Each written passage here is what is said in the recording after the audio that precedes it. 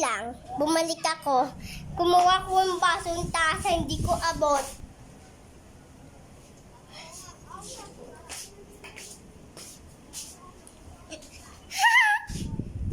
Ano ba yung lamok na to? Hapon na.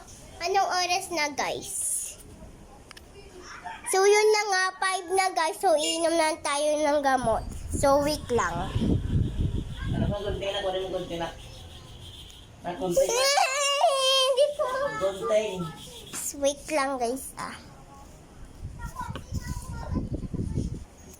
So, yun na, guys. Yung nga ni. Ito na, guys, yung gamot ko. Bubuksan ko na kasi 5 na, guys. So, eto. Bumili na kayo para sa mga kids nyo. Parang lasang candy lang. Nagiging matakaw ako sa kanin. Nagiging matakaw ako, guys, sa kanin. Oo, sa kanin ako nagiging matakaw. Kakainom ko neto.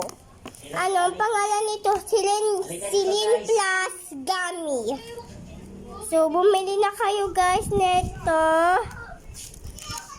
Kasi eto, guys, masarap to. Lasang candy lang. Hindi to malalasahan ng anak nyo na candy lang.